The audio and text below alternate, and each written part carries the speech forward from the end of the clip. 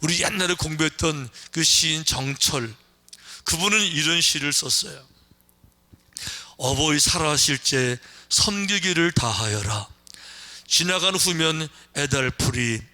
어찌하리 평생에 고쳐 못할 일이 이뿐인가 하노라. 부모님께 효도해야 되는데 내 형편이 지금 녹록치 않아요. 자녀들을 기르고 먹고 사는 내가 정착하는 일들이 너무 힘드니까 부모님에게 정말 풍성하게 못 해드렸어요. 그러면서도 늘 때가 되면 효도해야지 그랬는데 부모님이 안 기다려 주시죠. 그러니까 그 기회를 놓치니까 평생에 한해 돼서 애달프리 이런 그 후회한다고 말하는데 요셉은 아니라는 거예요. 요셉은 자기 평생에 17년 동안이나 아버님을 정말 호강 편하게 모시는, 그게 얼마나 큰 축복이 되겠어요. 더 중요한 거는 아버지를 사랑하는, 존경하는 요셉의 마음인데 성경에 이렇게 되어 있어요. 요셉이 그의 아버지 얼굴에 굽으려 울며 입 맞추고. 자, 아버지 돌아가셨습니다. 시신이세요. 그런데도 불구하고 아버지 얼굴에 허리를 굽으려서 입을 맞추고, 그 얼굴에 입을 맞추고 눈물을 흘리며, 무슨 얘기죠? 아버지 인생에 대해서 진심으로 존경을 표하는 아버지, 당신이 내 아버지인 게 너무 자랑스럽습니다. 아버지, 내게 당신 같은 아버지가 있다는 것이 모든 사람들보다도 내가 뛰어나게 잘할 수 있는 큰 축복이었습니다. 더 중요한 거, 아버지와 나와의 부자간의 관계를 말하지 말고 한 인간 대 인간으로 보더라도, 난 어릴 때부터 아버지를 보고 자랐는데 아버지의 모습은 내 인간의 한 사람으로 보더라도 참 너무 소중하고 고귀합니다. 그래서 아버지 앞에 허리를 구부리고 그 얼굴에 입을 맞춰요. 이것도 너무 부러워요. 왜 그런가 하면 요즘은 많은 사람들이 아버지 존경 잘 안 하더라고요. 요즘 젊은 사람들 보면 진심으로 존경하는 게 아니고 마지막까지 감정이 잘 해소되지 않아서 불편한 사람도 있고, 심지어 어떤 사람은 아버지 장례 안 오는 사람도 있고 그렇잖아요. 근데 어쨌든 간에 이 상황은, 야곱의 이 천국 환송 예배는 그 아들이 진심으로 아버지 인생에 대해서 존경을 표하는, 이것도 얼마나 참 너무너무 감동적인 장면인 것 같아요. 이제 그런데 또 한 가지는, 아버지가 돌아가셨는데 얼굴에 굽으려서 입을 맞추며 울었지만 이 울음은요, 절제된 울음이잖아요. 인격적인 울음이잖아요. 슬픔이 북받쳐서 인격, 이성 다 팽개치고, 어떤 사람들은 그렇게 우는 사람도 있어요. 땅바닥에 펄썩 주저앉아가지고 땅을 내려치면서 아이고 버리면서, 몰라요? 이렇게 막. 지금 이 울음은 그런 울음이 아니에요. 모든 게 다 끝났네, 절망스러운 울음이 아니라, 그런 울음이 아니라 절제된 울음에, 아버지 죽음에 대해서는 걱정하지 않아요. 여기보다 더 좋은 데 간 거 알아요. 다만 헤어짐이 서운하니까 그래서 우는 거지, 죽음 이후에 걱정되고 인생이 무너진 것처럼 성경이 이렇게 되어 있어요. 야곱이 아들에게 명하기를 마치고 그 발을 침상에 모으고 숨을 거두니 그의 백성에게로 돌아갔더라. 그러니까 그의 백성이라고 번역이 됐는데, 옛날 성경은요 그의 열조에게로 갔다고 말했는데, 열조라는 번역이 더 좋은 것 같아요. 열조라는 번역은 죽은 선조들이 있는 곳을 말하기 때문에, 즉 천국에 갔다 이런 뜻인데, 그 요셉은 아는 거예요. 우리 아버지 돌아가셨지만 구천을 헤매는 귀신이 그런 것이 아니라, 지옥에 가 있는 것이 아니라 천국에 가 계시니까 걱정할 건 없다는 거죠. 그러니까 울더라도 절제돼서, 절제된 울음을 울면서 아버지 죽음에 대해서 애도할 수가 있어요. 성경에 보게 되면 그 열조들이 가는 곳, 그 신약 성경에 보면 그런 얘기가 나오죠. 이에 그 거지가 죽어 천사들에게 받들려 아브라함의 품에 올라가고, 아브라함의 품이라고 말하는 천국, 열조들이 가 그곳으로 지금 야곱이 가 있다. 이거를 아니까 요셉이 슬픔 중에도 위로가 이제 되는데, 자, 성경은 천국을 뭐라고 말하느냐? 모든 눈물을 그 눈에서 닦아주시니, 다시는 사망이 없고 애통하는 것이나 곡하는 것이나 아픈 것이 다시 있지 아니하리니 처음 것들이 다 지나갔음이로라. 이 천국에 아버지의 가 계신 걸 확실히 하니까 울더라도 슬퍼하더라도 이성에 파괴되는 인격을 땅에 놓는 그런 슬픔이 아니라 충분히 정제된, 절제된, 성숙한 그런 아픔을 표하게 되는 거죠. 우리 아까 삼천성도 추모제일 지내면서 그 돌아가신 분들 영상을 보는데 아마 여러분들 서로 얼굴 잘 모르시죠? 워낙 성도들이 많으시니까 잘 모르시겠지만 그 한 분 한 분은 누군가에게 소중한 아버지고 소중한 어머니고 소중한 가족이셨어요. 아마 제일 처음 나오신 그분 모습이 김신혜 권사님이신데, 저는 김신혜 권사님 생각하면 늘 가슴이 참 이렇게 찐한 감동이 있어요. 6.25 끝나고 홀로 되셔서 얼마나 힘들게 평생을 사셨어요.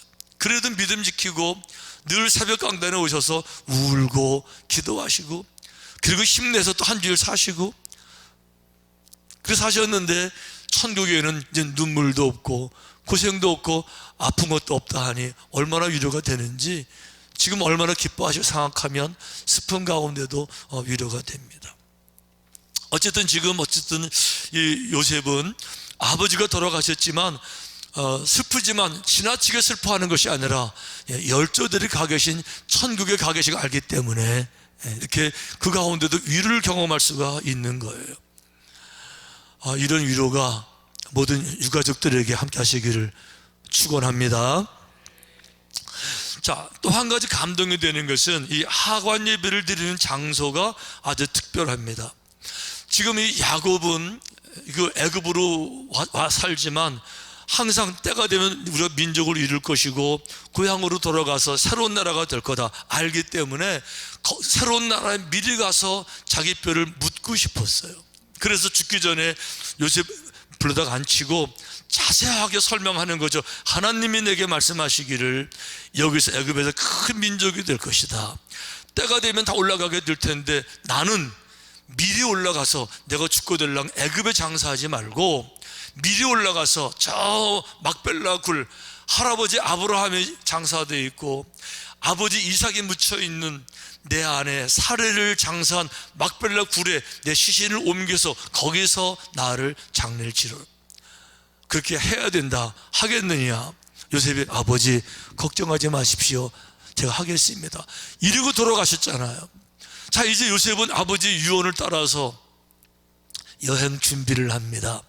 그 날 더운 그 이스라엘 팔레스타인 애굽을 출발해 가야 되는데 시신이 부패할까 봐 40일 동안 향을 넣어서 염을 하면서 미라를 만들어서 시신이 썩지 않게 그 기간에 40일 동안 다 준비를 해요. 그리고 40일 후에 다 대를 이루어서 지금 어디를 갑니까? 17살 때 인신매매를 당해서 그래서 애굽으로 팔려왔던 꿈에도 잊을 수 없는 내가 자랐던 그 고향, 이거를 지금 40년 만에 올라가는 거예요. 어릴 때 떠났던 그 고향, 늘 기억이 났던, 늘 꿈에 그리던 그 고향에 40년 만에 올라가는 거죠. 그러면서 눈에 밟혔던 그거 바라보는데 요 대목에서 그 조용남 가수가 불렀던 옛생각이라는 그 노래가 탁 떠올랐어요. 저도 옛날에 옛생각 노래 참 많이 불렀던 기억이 나는데 한번 불러볼까요? 자, 가사가 이런 거예요. 뒷동산 아지랑이 할미꽃 피면 꽃땡기 메고 놀던 옛 친구 생각난다. 그 시절 그리워 동산에 올라보면 놀던 바위 외롭고 흰 구름만 흘러간다. 모두 다 어디 갔나? 모두 다 어디 갔나? 나 혼자 여기 서서 지난 날을 그리네. 지금 요셉이 40년 만에 옛동산 자기 자라난 그곳에 와서 이제 아버지를 이제 장례를 했어요. 그런데 장례를 하면서 요셉의 눈에 밟히는 게 이 땅은 하나님은 우리 민족에게 주신 땅, 나중에도 우리 민족이 애굽에서 지금은 이스라엘 아버지 한 가문 한 70명 12명의 아들들 가운데서 손주 손자 한 70명이지만 나중에 거대한 민족으로 오게 되면 다시 이 땅에 와서 우리나라가 만들어지는데 나도 때가 되면 이 무덤에 묻혀야 되겠다. 이러고 내려가서 이제 요셉도 죽기 전에 모든 후손을 다 불러 모아놓고 요셉이 이렇게 맹세를 시킵니다. 요셉이 또 이스라엘 자손에게 맹세시켜 이르기를 하나님이 반드시 당신들을 돌보시리니 당신들은 여기서 내 해골을 메고 올라가겠다 하라. 때가 되면 우리 민족 애굽으로 다 가야 될 텐데 그때 내 시신을 메고 올라가겠다고 약속을 하고 대대손손에게 전해라. 이래가지고 유언을 하고 서약을 받고 요셉 인생 마치게 되는데요. 그리고 400년이 지난 다음에 이 유언이 계속 내려가고 모세한테까지 내려가고, 그래도 모세가 400년 후에 출애굽할 때 모세가 직접 자기 손으로 요셉의 시신을 챙겨서 그리고 애굽에서 가나안 땅으로 이렇게 운반하는 그 책임을 다하게 되는 거죠. 그런데 바로 요 대목에서 이 야곱과 이 요셉의 이 천국 환송 예배 그 눈을 감기는 인생의 마지막 순간에 서서 요 모습을 돌아보는데, 그 부모님에게 마지막에 효도하는 거 뭐 이것도 다 할 수 있으니까 뭐 어려운 거 아니고, 부모님을 존경하는 거 그것도 뭐 다 하고 한 문제가 없는데, 한 가지 제 마음에 이거는 정말 이렇게 해야 된다, 이거는 모든 사람들이 다 마찬가지지만 정말 이렇게 강한 부담으로 오는 거 한 가지가 있는데, 이분들이 삶을 해석하는, 삶을 살아내는 스타일이 너무 무겁게 제 마음에 이렇게 부담으로 다가와요. 그래, 이게 사는 거지, 이렇게 살아야만은 내가 마지막에 절대로 후회하지 않을 거야.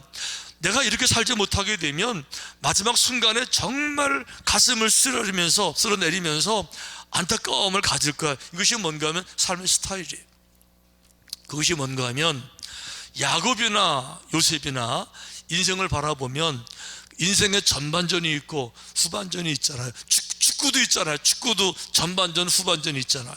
그런데 인생에서 전반전은요, 삶의 목표가 뭔가 하면 삶의 목표가 생존이었어요. 살아남는 게 인생의 목표였어요. 이 전반전은요, 공부하고 노력하고 고생하고 살아남고 축복을 받고 성공하고 싸우고 축적하고 돈을 벌고 이 나를 채우는 이거를 가지고 야곱과 요셉이 똑같이 인생을 살은 거예요. 야곱은 젊어서 축복을 받기 원하니까 장자의 명분을 가져야 되는데 방법이 없으니까 어쨌든 간에 축복은 받아야 되니까 형도 속이고 아버지 속이면서 장자의 명분을 얻어냈는데, 그것 때문에 집에서 도망가서 20년 동안이나 멀리 가서 삼촌 집에 가서 온갖 고생, 그 한여름에 더위도 무릅쓰고 한겨울 추위도 무릅쓰고 밤낮 눈 붙일 겨를도 없이 젊은 세월은이 좌우간 나를 세우는 내 인생을 축적하는 여기에 다 썼어요. 요셉은요, 젊은 세월에 애굽의 노예로 끌려갔어요. 노예로 끌려가서 맞아 죽지 않고 그 문화에 적응하면서 살아남는 게 목적이었었어요. 감옥에 또 들어갔잖아요. 감옥에서 끝나는 것이 아니라 거기서도 살아남기 위해서 얼마나 노력해요. 그 젊어서는요, 살아남는 거, 나를 채우는 거, 성공, 이게 목표였는데 후반전으로 가니까 인생이 달라져요. 삶의 목표가 후반전에 가니까 나를 위해서가 아니라 하느님의 뜻을 이루기 위해서 그동안 내가 경험했던 내 모든 재력, 내 노력, 건강, 남은 인생이요, 하나님의 뜻을 위해서 나누고 베풀고 그 일을 하는 그 일에 인생 후반전을 쓰더라고요. 그러니까 야곱만 하더라도 나이 많아 후반전에 늙어서 하나님 말씀하셨잖아요. 내가 너로 하여금 큰 민족을 만들 테니까 애굽으로 가라 했더니 아멘 하고 애굽으로 내려가요. 애굽으로 내려가서 지금 내 이름이 이스라엘이고 다 나를 이스라엘이라고 부르지만 때가 되면 나로 말미암아 만들어진 모든 민족을 사람들이 이스라엘이라고 부를 거를 염두에 두고 그 일을 이뤄내는 거예요. 결국 지금 우리는 이스라엘 나라를 이스라엘이라고 부르잖아요. 그 나라를요. 본래 그 나라가 나라 이름이 아니라 한 사람의, 이 한 인간의 이름이었던 거죠. 결국은 이 놀라운 일들을 이루어내는 거죠. 요셉 말해볼까요? 요셉은 젊어서는 살아남는 게 목표였지만은 살아남은 다음에 어떻게 했습니까? 인생의 후반부는요, 바로 왕을 도와요. 바로 왕을 도와서 아부에서 바로 왕으로부터 온갖 금은벌을 내가 챙기는 것이 아니라 바로 왕을 어떻게 도와요? 바로 왕이 정말 존경받는 왕이 되도록 돕는 거예요. 그래서 애굽의 모든 백성들을 정말 잘 치리하고 흉년 풍년 왔을 때 사치 낭비하지 아니하고 그걸 잘 관리해서 7년 흉년 와서 다 굶어 죽을 때 백성들 다 살려내고 자기 백성뿐만 아니라 팔레스타인 모든 나라, 다른 나라까지 다 살려내고 뿐만 아니라 아버지 가족 다 데리고 와서 하나님 말씀, 한 사람이 큰 민족을 만들게 되고 이 민족에서 메시아가 오게 되고 그 메시아가 와서 온 인류를 구원하는 이 일을 이루는 이 일의 시점에서 내가 할 일 뭐예요? 내가 원수 복수 갚지 않고 우리 형들한테 내가 원수 갚지 않고 믿음으로 용서하고 순정함으로 용서하고 그들을 잘 돌봐서 한 민족으로 성장하는 일을 정착할 사명으로 받아들여서 감당해내잖아요. 그렇게 전반기는 나를 위해서 나를 채우고 돈을 벌고 노력하고 배우고 경험을 축적해 나를 쌓는 것이지만 후반부는 이 쌓은 것을 가지고 하느님의 뜻을 이루기 위해서 나를 나누는 이 삶. 와, 이게 얼마나 아름다운 삶이에요. 우리 인생의 불행은 뭔가 하면 인생의 전반부 후반부가 있어야 되는데 이거 없이 평생을 전반전으로 산다는 거예요. 평생을 전반전 나를 채우는 것만 평생 하다가 인생 끝나는 거죠. 마지막까지 성공, 마지막까지 먹고 사는 거 이거 해결 못해서 그거 전전긍긍하다가 이제 끝나게 되니까 인생의 뜻깊은 후반전이 없는 거예요. 이게 우리의 아픔 아니에요? 만약에 그렇게 되게 되면 또 아무리 만약에 가지면 뭐해요? 벌었으면 못해요. 마지막까지는 나만을 살았을 것 같으면 만약에 가전들, 만약에 누린들 죽을 때 행복할까요? 저는 안 그럴 것 같아요.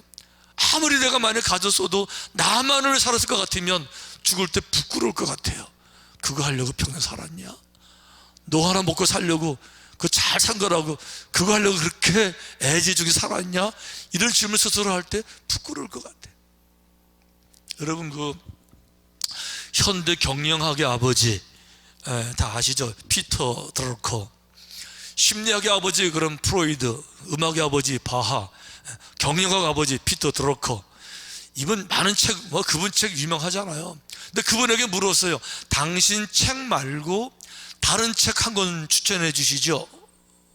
그랬더니 이분이 이렇게 말했어요. 세상에 단 하나밖에 없는 책이 있습니다. 그러면서 밥 버퍼드의 하프타임이라는 책을 소개했어요. 저도 옛날에 이 책 읽으면서 정말 너무 많은 감동을 받았었는데 하프타임, 사실 하프타임 무슨 얘기예요? 축구로 말하면 전반전 후반전 사이에 잠깐 있는 요 하프타임 요거 말하는 거예요. 무슨 얘기인가 하면 전반전과 후반전 사이에 스탑해서 인생을 돌아보고 정리하고 그리고 새로운 삶을 살아라. 이 부제가 있어요. 부제가 뭔가 하면 여기 나오네요. moving, 옮겨가는 거예요. 어떻게? From success, 성공으로부터 어떻게 옮겨가요? To significance. significance라는 말은 의미, 가치 이걸 말하는 거예요.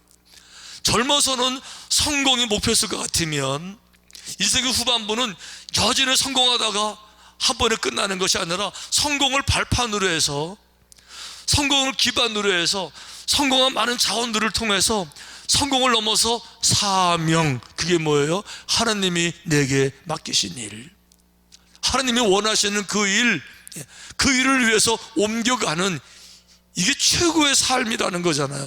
이 삶을 지금 야곱하고 요셉은 살아낸 거예요. 그러니 이걸 모습 보면서 지금은 쉬는 시간이 필요하고 후반전에 대해서 깊게 묵상할 시간이 필요하고 여러분, 그런데 실제로 인생 가운데서 이렇게 사는 분들 굉장히 많아요.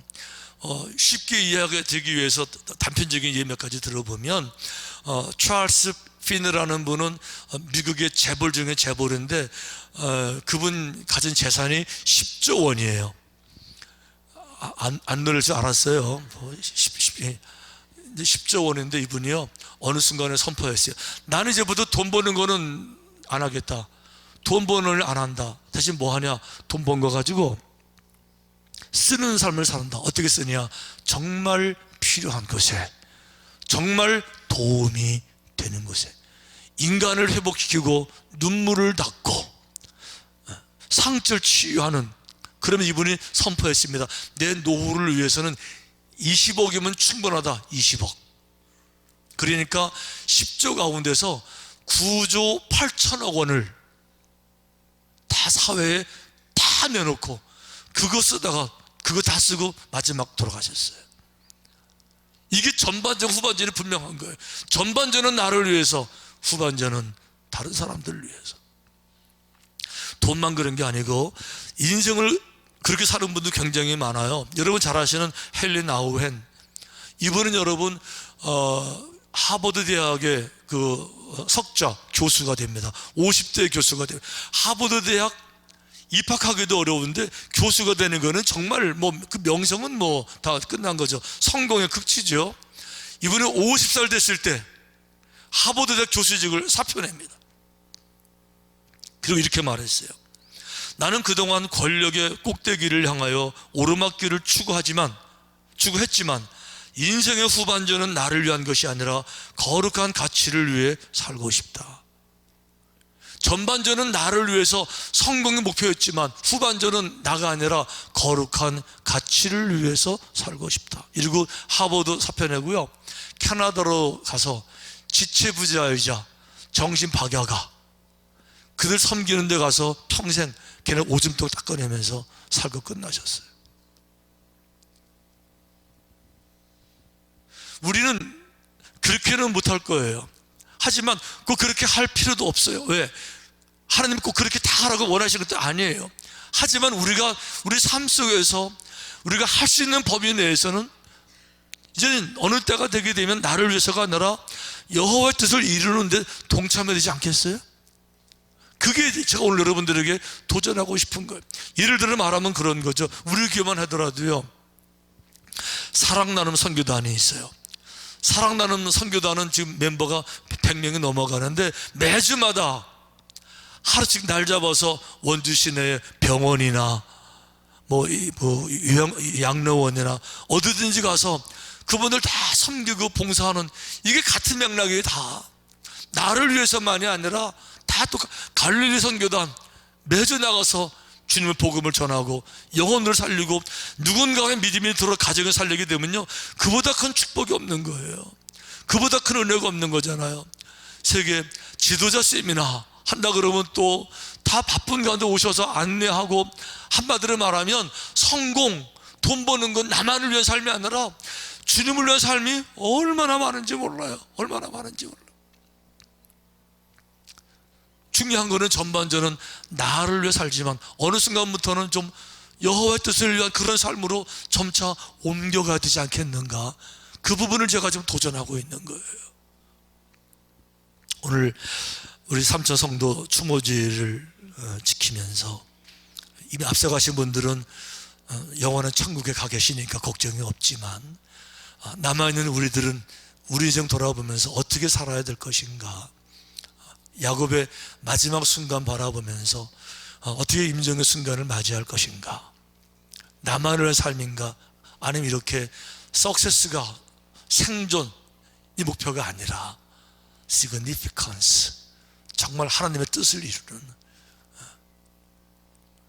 거룩한 그런 아름다운 풍성한 삶이 되시기를 주님의 이름으로 축원합니다.